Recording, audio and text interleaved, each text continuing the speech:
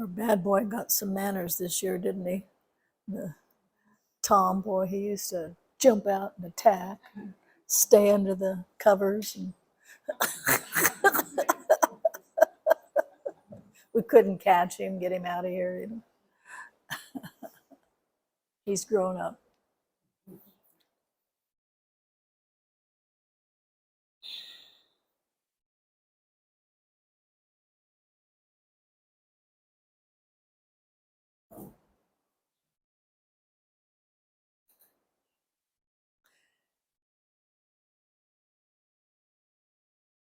In most spiritual groups, there's a little bit of a confusion and quite a strong preference. In fact, let me read this first. I'm going to talk about preference here in a minute.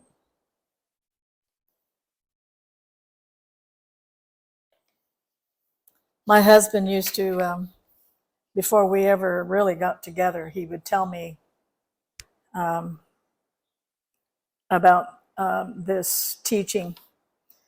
And I just thought he was full of it, because there was no way that there could be no preference. There just, as a human being, you could not live without preference.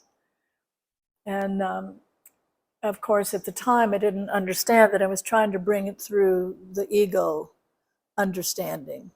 How is it that you could live without preference?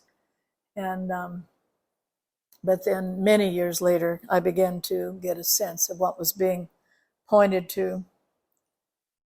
The great way is not difficult for those not attached to preferences.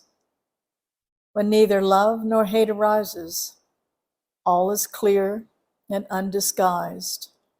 Separate by the smallest amount, however, and you are as far from it as heaven is from earth. So how is it that we as human beings can live without preferences? And, in all of my questioning and looking at it and having a preference, I just found it impossible in the human mind. But what you begin to see, and in Buddhism they call it the middle way, but that often was misunderstood. The middle way would be this kind of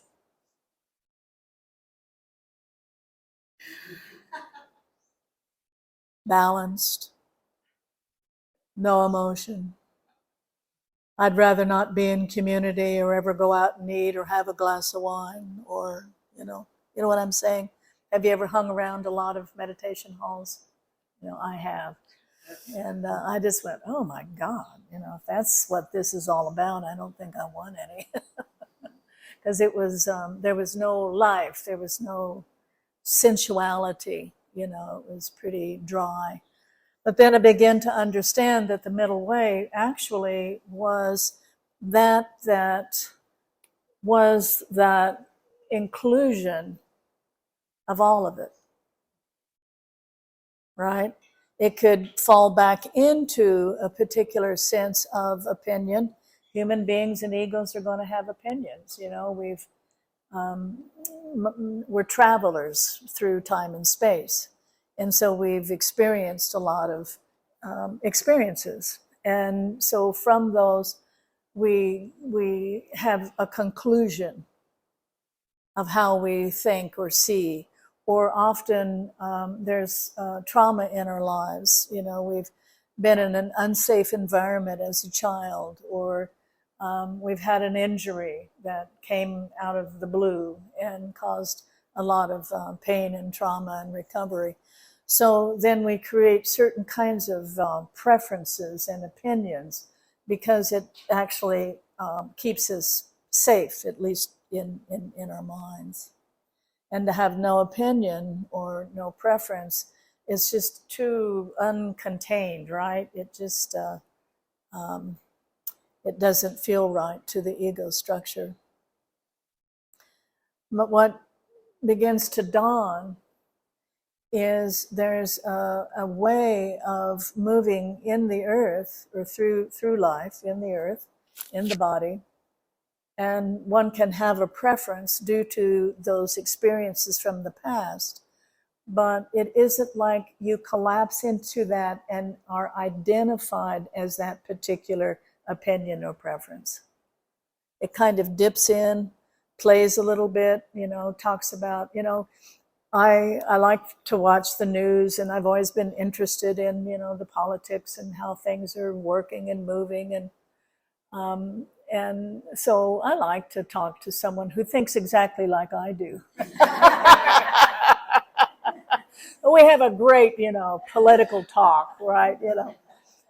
But somewhere along the line, I realized that if I had a preference and someone else took kind of like the opposite direction, then especially now, and we were talking about that the other day in our bus, is you can have a preference and it's lined up with all of these facts and figures and sources of information, and then someone else would have a preference and opinion, and it was also backed up by all of these sources of information, and there we could have gone on for years.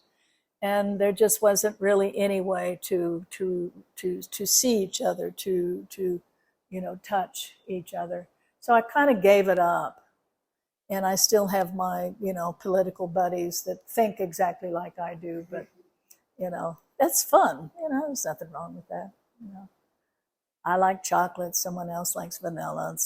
That's all that's important. Really is. It is that unimportant, actually. But the preference that I have observed over many, many years sitting with sanghas and different spiritual groups is it's that preference and division of what is silent, still,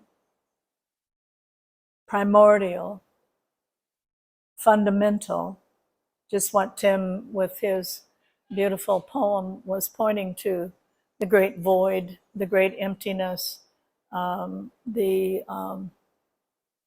silence. And it's really a karmic tendency. You've come in with certain tendencies.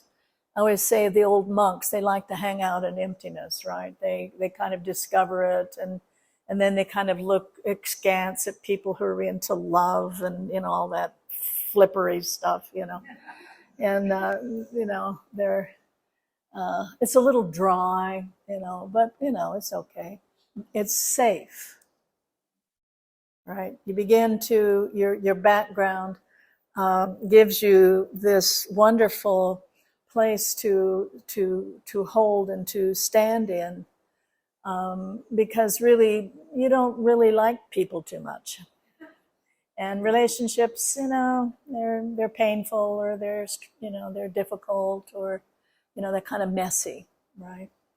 And so those that first begin to come into the place of stillness, there's a preference, and it's a very strong preference. In fact, there's kind of an identification or a description that calls it stuck in emptiness. Have you ever been around anyone who is like that? Yeah. And boy, heaven help you if you're in a relationship with someone like that. It's like you have to go easy, don't push. Because, the primordial silence, the fundamental root, all is well. There's not a thing out of place. It's content. In fact, content doesn't even come close to it. It's whole. There's no need for anything else and nobody else. It is what this life has always been looking for. And so it's a sense of completion. Now, the reality is there can't be a division. It's impossible. I forget, maybe Michael, you know what it is. You've been hanging around in the Zen crowd. What is it, that circle? It's the line and then the circle. Remember then? Yeah, I don't know. But anyway, it's a symbol of enlightenment, is what Michael was saying. And so what that means is there's that vertical silence. And that's why when we do guided meditations or do pointing out is that vertical channel, the central channel within the mind-body system, is the first emanation of life that comes into the body. And then all of the channels and the nadis and, the prana and, the chi and, all that. Meridians all come out of that primordial vertical channel. And that's the channel of emptiness. It's before movement, it's before sound, it's before. There's nothing there. But within that nothing, no thing, it then begins to be the primordial or the ground of all potentiality. And then everything arises and comes out of that silent channel, right? Most teachers and most sanghas don't talk about that very much. Even if it was in the language, like in Buddhism, it's emptiness. And I would go, what's emptiness? I'm used to juice and light and, visions, and come on, this is boring. I'm not interested in that. And you could see these expressions in like a 10-day retreat. People were just like robots, and then I thought, oh God, I'm not into that at all. So it's not talked about, and partly it's not talked about because it was seen as dangerous. Because if you come into just that absolute total stillness, there's no movement, no thing, no creation, no nothing, the void, then it can evoke a tremendous amount of fear in the body-mind structure, in the ego. I didn't get that because personally that isn't how it came on to me. But when I started to, sit with Aja and, be retreat leader and hang out with people in the Sangha, there was stark terror touching the primordial silent ground, stark terror. Because what it does is evoke within the ego structure that's the death, right? That's when the me disappears. There ain't no me no more. It doesn't exist. And so the mind, is set up to defend and to control, so that doesn't happen. It's a survival mechanism, actually. So it's almost like at a certain point, the ego moves beyond, or something moves beyond that survival mechanism. And so I was shocked, these people were freaking out and thought they were dying. And, and I just say, well, do you want to talk with Aja? Because I couldn't get it. But I mean, people were terrorized, right? So it was kept secret for a reason until you had a certain, the mind-body structure began to see a certain kind of, it had glimpses of itself, of its primordial ground. It glimpsed it. And then, gradually by gradual, it started to resolve and untie, and then that deep sense of emptiness, or that deep primordial void before love, before light, before movement, before expression, before the creatrix. It's the before. When the Heart Sutra talks about, beyond, beyond, beyond to the other shore, that's really what it's pointing to. And so the ego structure is really set up for that survival mechanism not to go there. And so usually it's a karmic tendency. I always call them the old monks. And, in those training, especially in the Buddhist traditions, it's emphasized, that's enlightenment, is, living in emptiness and, being in emptiness as emptiness. And, they lived with that relationship. They lived, from that perspective. But then there's the other preference, and the other preference is it's love, it's light, it's radiance. It's we're all in this together. I always tease about this. I used to try different traditions, because I didn't have a strong sense of this tradition is right, this tradition is wrong. I just saw that all was God, and all was the expression of that and the exploration of that. So, I enjoyed going to different traditions and seeing different teachers, and what I called the golden threads. What's the same? And so one time, and poor Shayla was drugged everywhere, with me. I was a single mother. And so we went to hang out with the Sufis. And, I'd been, with the Buddhist, mostly guys, and I was just sort of shocked, because people were hugging and sitting on people's laps and, kissing. And, there you could see these little like affairs and relationships kind of going on, in the crowd. And I was just kind of almost embarrassed, because I wasn't used to that, even though my experience was light, vision arising out of the body. And, but it was just too, messy or something. I don't know what it was, And so I went, well, Sufism isn't for me, though I could get it. I kind of understood. So there was here a leaning or a preference, because I was raised really without intimate relationship. And I think there was just a karmic tendency towards that. I kind of came in that way. And then I had the perfect family and the perfect, relationships in my parents, that we were together, obviously, but everyone was just sort of in their own world. And you just didn't relate much out of your own world, other than, did you get the dishes done, right? Or, Saturday morning you cleaned the house, or, whatever. But there wasn't much intimacy in my life. And the gift of that was I lived in my inner world, which was very rich. I was clairvoyant. I could see things. I had dreams. Beings would come and go. And so, I actually preferred my interior world than, my family unit. But then when I got older, it was very difficult to be loving, or to be intimate, or to touch. I remember when, everyone started to hug everyone. Do you remember it's the older people that kind of remember that. And I was just horrified. I mean, I would leave when everyone was going to hug and they would, go home.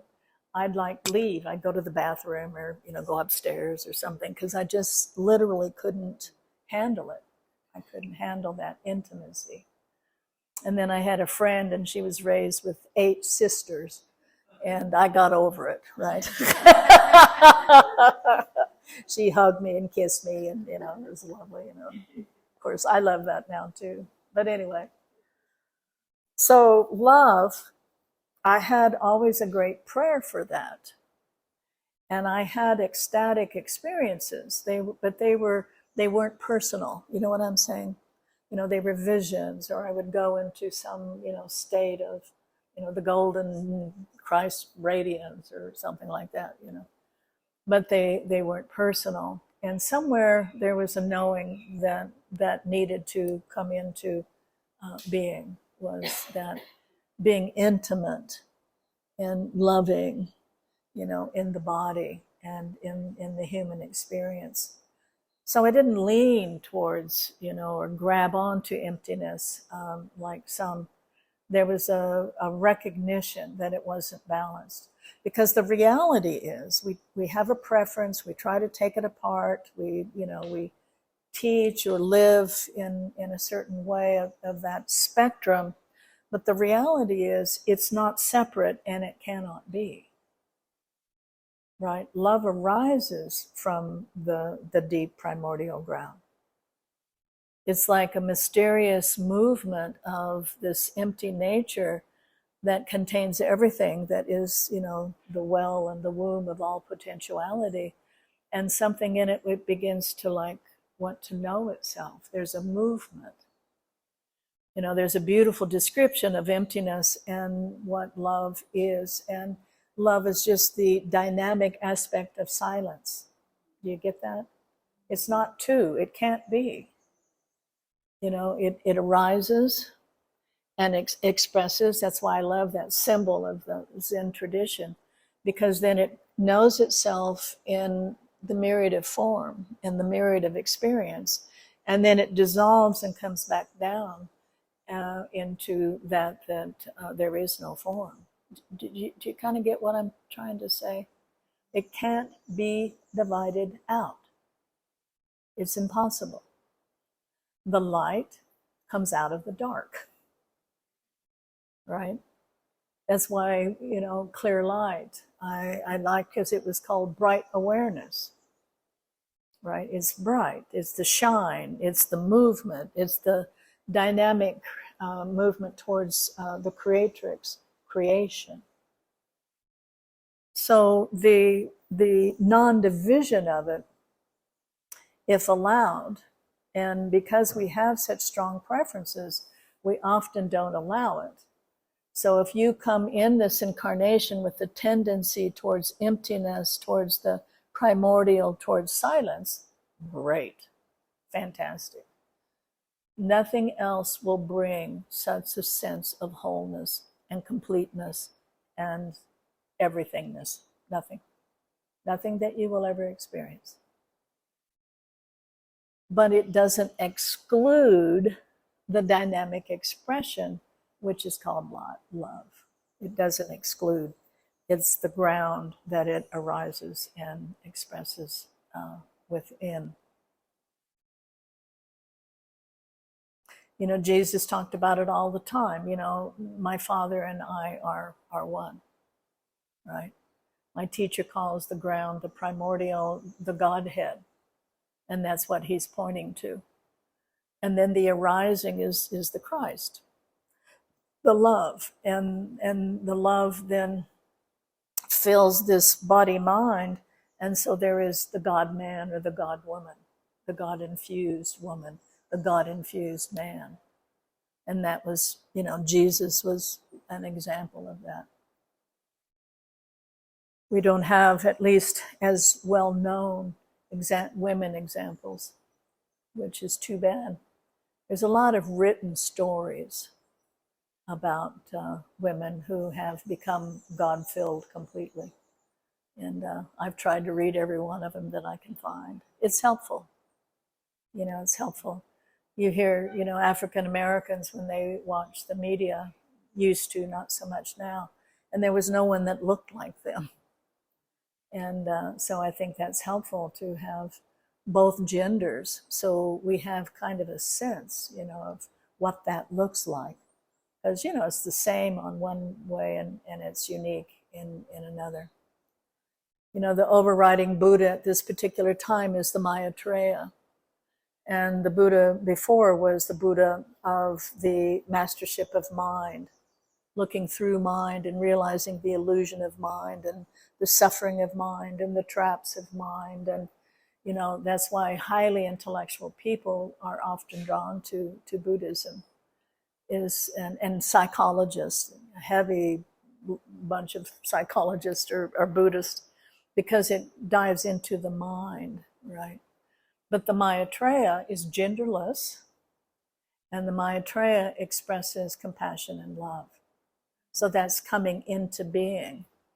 And at least in my experience as a long time seeker, whatever that was, love was kind of not talked about as much, at least in the circles that I hung out in, right? It was considered not quite, I don't know what you would call it, intellectual enough or something. I don't know what it was. And a lot of teachers refused to use the word love because there was such a misunderstanding of what love was. You know, I love my dog. I love, I love chocolate. I love, and of course, miss the whole point that love is the body and, the creatrix and the, it's everything, right? There's nothing that love is not, but we miss that point. So if you open and allow, and you come in kind of in that emptiness spectrum, one of the old monks, right?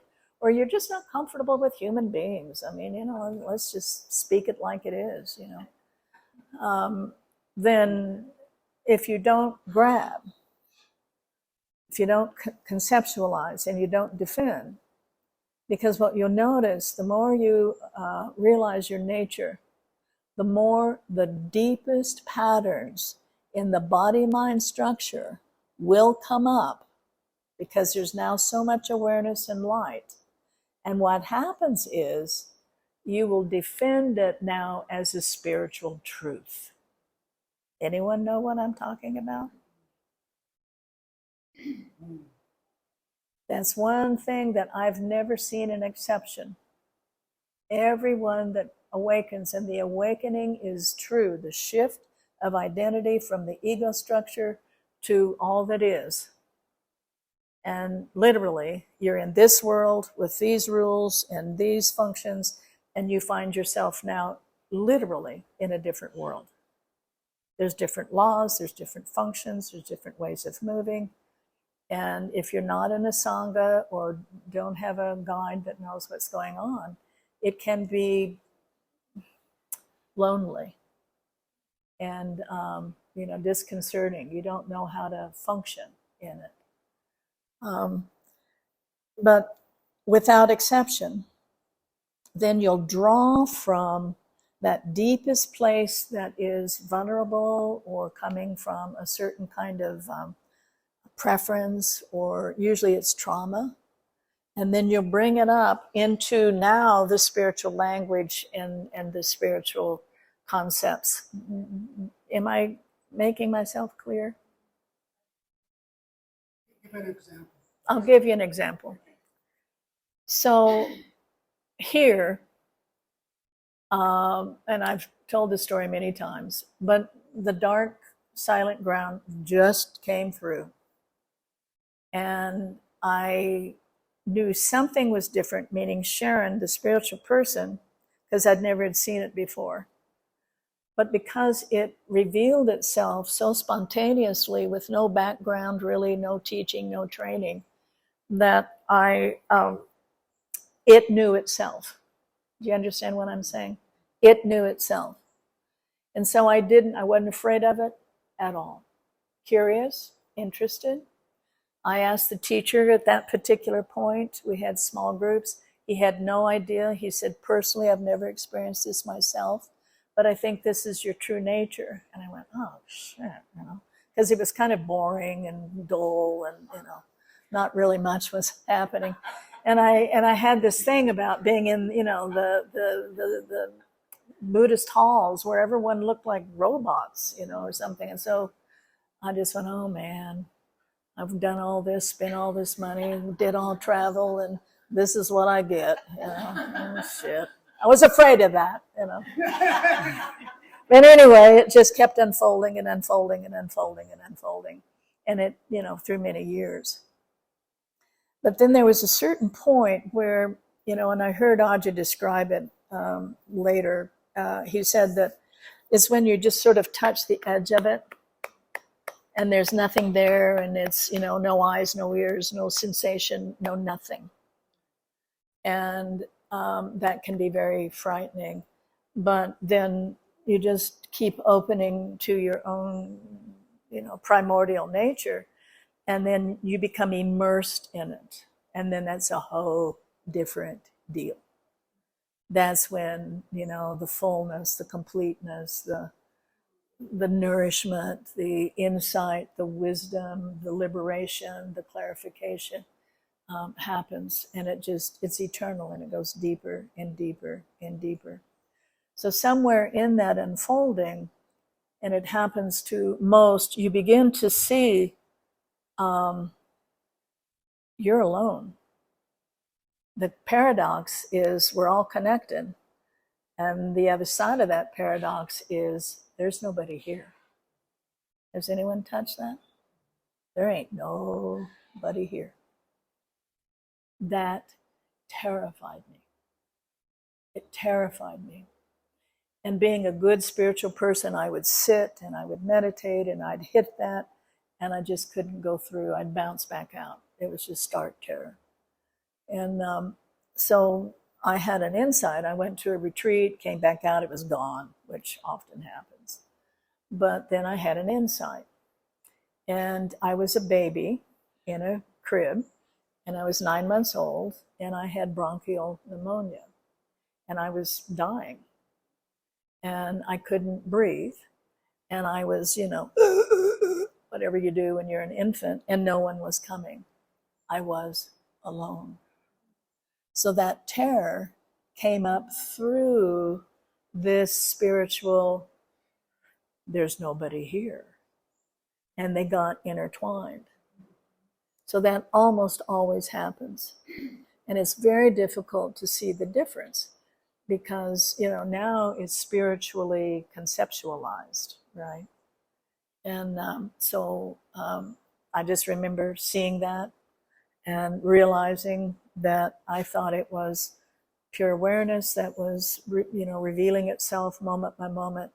And I saw that it was my mind that had grabbed that concept and then was taking off as a conceptual ideal, an idealism. And all you need to do is just see the difference. This is the mind that reflects and it's talking about it. And this is the alive, palpable, fresh, immediate quality of awareness. You hear what I'm saying?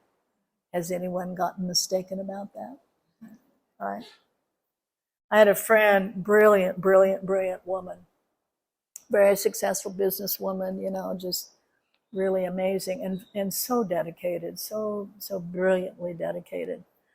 And we went to see Mother Mary in Germany together, and she went to many retreats. She sit with Punjaji and Gangaji, and whatever, and she would get it beautifully, clearly, brilliantly. And within an hour, 2 hours, a day, the mind would come in because she was so brilliant and used to listening to the mind. And the mind would come in because all the mind does is reflect, right? So it's not like, whoa, this is good, And so then it starts talking about it, and her attention went from out of the fresh, alive moment, it went into the mind reflecting. It's important you see this. It probably almost will always happen. And of course, the antidote is as you see it. She quit she just said, I can't take it anymore. And she has a beautiful woman partner, and they like basketball, and they have these big easy chairs in a beautiful place in suburbia Kansas City, and they watch basketball and movies. And she said, I just can't do this anymore. It was just too heartbreaking, too painful. She couldn't stop it. So the vigilance that I was talking about the other day is just absolutely required. It's just absolutely required. And the more one is rooted in that sense of silence, in that sense of fundamental primordial ground, and then love that arises is unhindered. And it's also rooted, because often people that are mostly in the love spectrum side, they often don't have a real strong sense of root or ground. They get sort of thrown about. Now, there's exceptions to this, and I'm giving, kind of not the subtleties, but you often see that. I had have two really close women friends. And the one is, again, she's been all over the world. She's been with the highest teachers on the planet. She is light. She just is light. and brilliant and beautiful and, you know, all of those things. But she just will not, and is terrified actually of touching ground.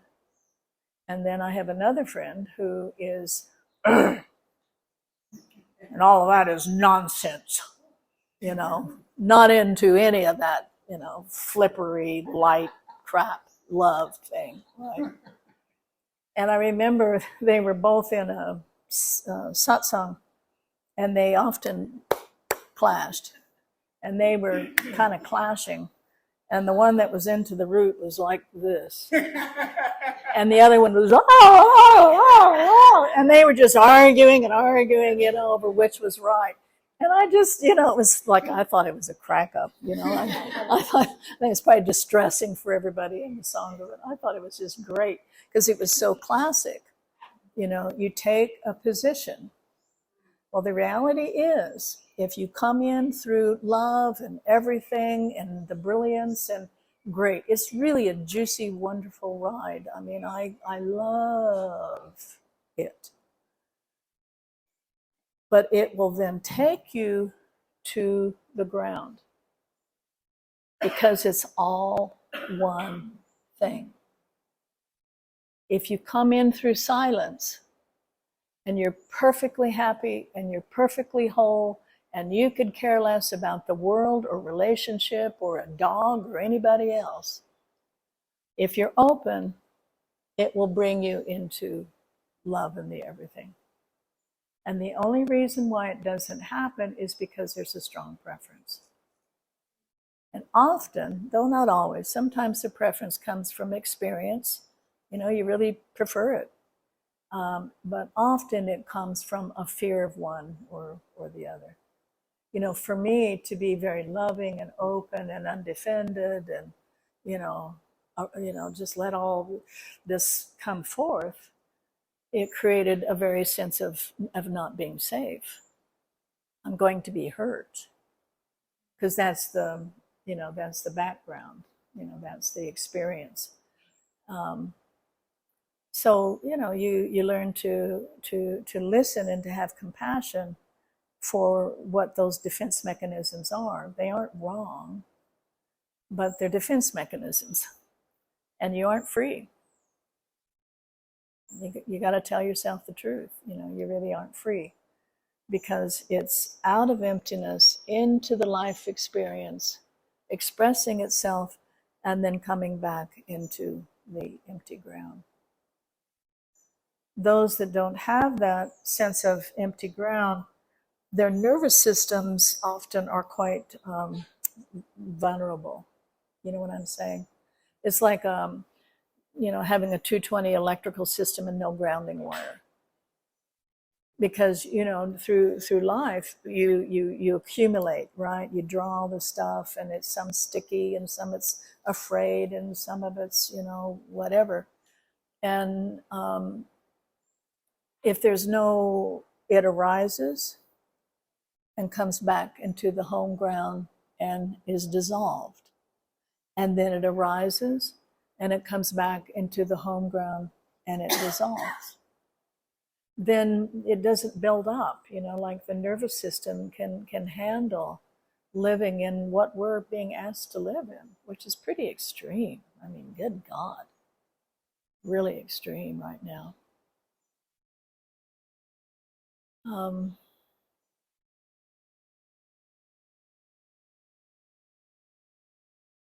We are whole. We are whole. And it's possible to live from that wholeness, and possible to actually live without fear and without defense and without needing to have these little, you know, structures. You know, especially if you get a little older, or spiritual personalities, they're one of the most extreme.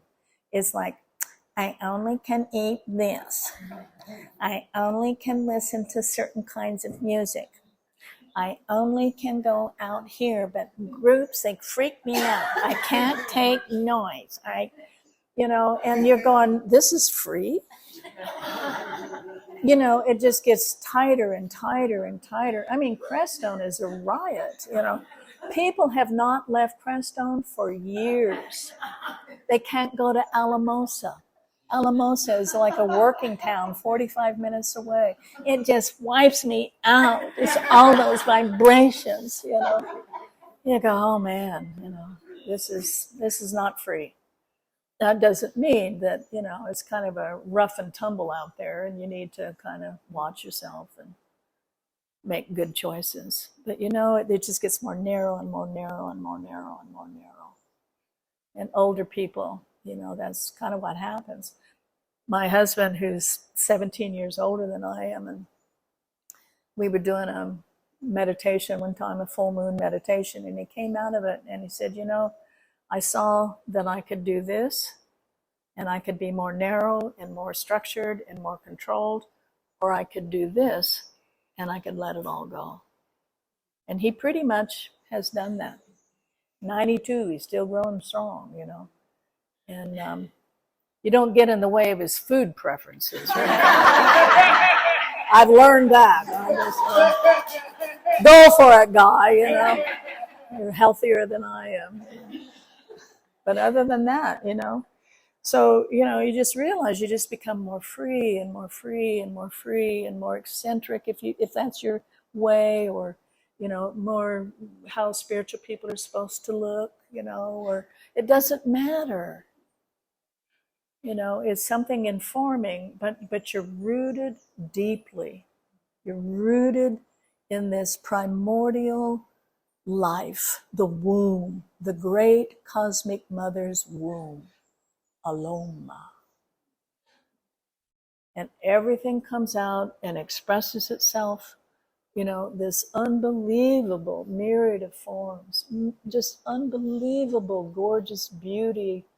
I mean, have you ever just really tried, where did all this come from? You know, the shells and the blossoms and the birds, and who, for God's sake, you know, where did all that come from? It's so glory, you know, so full of glory. It all comes from the same root. It arises as the great creatrix, the great love, the great mother, all that is, whatever you want to call it. It expresses, it dies, and comes back to the home ground. And that's life. That's life. And so one of the Buddha's main teachings is, you know, change. Anicca. Everything changes. Everything changes. And if you're on that other, you know, side of the age spectrum, you realize how fast it goes. It's just boom, you wake up one morning and how old am I? You know? So it's to constantly be in wonder and awe of what's around us, the creation, the life, and the horror. You know, it's a real horror story in some places. And that is too a part of the creation, the birthing and the dying. And so somehow when you open to that, you can walk through hell. You can really walk through hell. You can go to Alamosa. Right? And it's okay. You know, you may have to take a nap. You know, that's about it. And that's then the ones of the great, you know, saints that came into hell. You know, they came into the worst places on the planet and actually became more in love rather than, you know, I can't take it. And again, it's that beautiful, like the Kempo said, you know, it's just holding this sort of this preciousness of that is always constant. And when you come in, that's the constancy. When you dance and express yourself as the human life, that's there. And when you die, and I can't guarantee that, but something in the very depth of my being knows that that is the passageway as you drop the body as well. And somewhere along the line, and I never really had much of a fear of death, but I can't find it. Now, maybe, who knows? But it was that constancy. And you're with a relationship, and the relationship is, a hell realm. I mean, get out. And the other is, I'm not touched here. I'm whole here. This is the constancy. I'm injured. I'm in pain. I'm in joy. I'm dancing.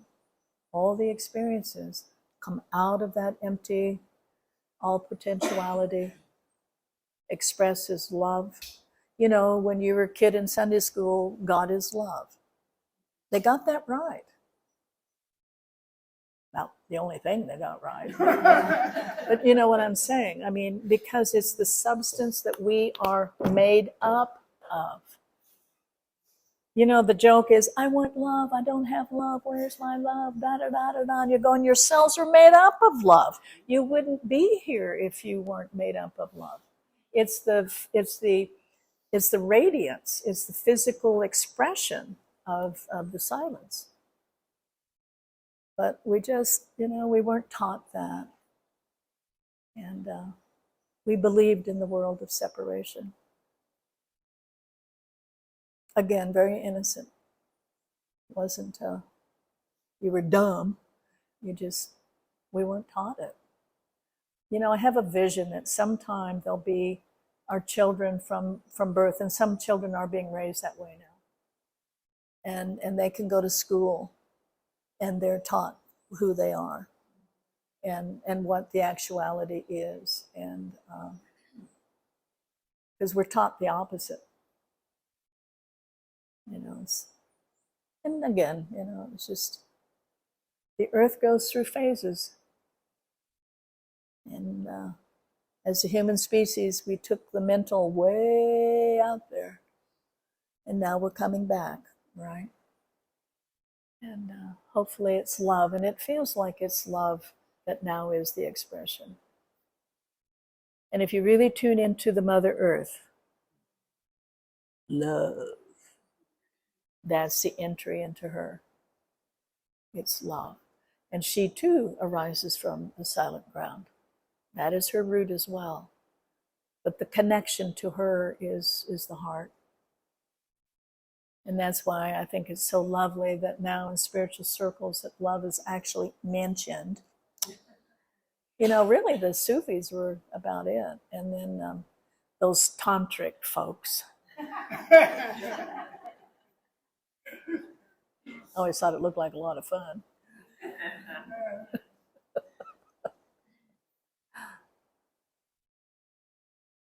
So the most direct way of touching that fundamental silent root is just your body.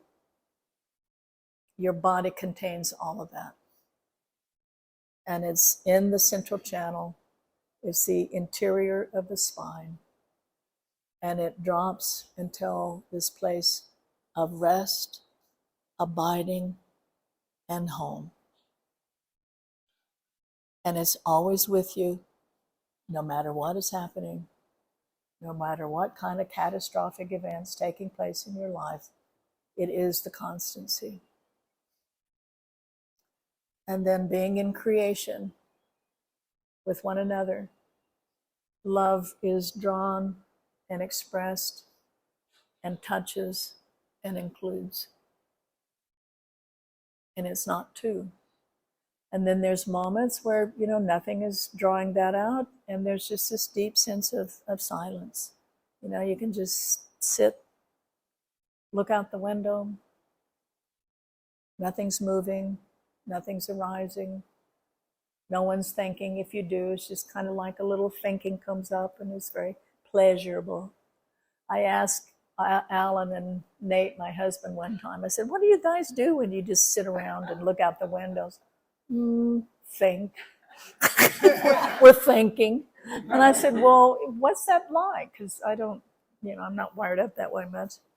And I said, well, it's pleasurable. It's like, you're thinking how to make things and how to fix things and create things. And, it's great. Nothing wrong with thinking. But it isn't who you are. That's the difference. I was a great fantasizer. Hour after hour after. I could go to church, sit in the doctor's office, whatever, be in a plane, and I would just fantasize and be just as happy as I could be. And then at a certain point, it just stopped. I can't even bring up a fantasy. It's kind of a bummer, really. I used to try like a good fantasy. I can't do it. So it's just the mind that's wired up a little differently.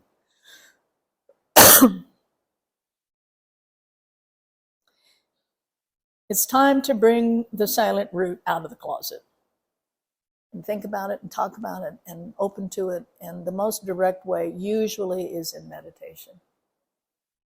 I had a friend that lost her daughter very suddenly and shockingly, and it threw her into silence. And that's how she walked through that. Doesn't mean it was a terrible, loss, but she was connected to something that's eternal. And I don't know why. I've often tried to come up with something about it, of why the great traditions all separated body and spirit apart. I don't know why that happened. But it did. It could be just that we were so dense collectively that we kind of had to tease it apart. And even in your unfolding, in your self-recognition, it's very effective to tease it apart. This is emptiness, and really dive into that. This is love. Really express that. And then on its own, it just comes together. And as I was saying the other day, it's like, here I am, present, resting, abiding, whole. And it includes everything. And there are no boundaries. This body looks like it has a boundary, but when you really wake up in it, there is no in and no out. You know what I'm talking about, right? There is no boundary. And yet, it's not spacey and way out there and whatever, it's very present. And it's the two together that actually are one. And in this, we live. I can never remember it. My mind just doesn't work. But Nisargadatta, his great, within I am the silence, without I am love, and within the two I live. And that's what he's pointing to. And thank God for Aja. And I remember years and years ago, really at the very beginning, and he said, don't expect that bright awareness to always be the same. There is this constancy, this is true, but sometimes it's more silent because it's not being called out. And it's just this deep resting, this deep abiding, this deep wholeness, peace, completeness, nourishment. And then something calls it out and it becomes love. And it includes, and it touches, and it's in creation. And then at other times it's in relationship. And so that interconnected is called out, and that relationship is what is being experienced. And then it comes back and it rests and deeply abides.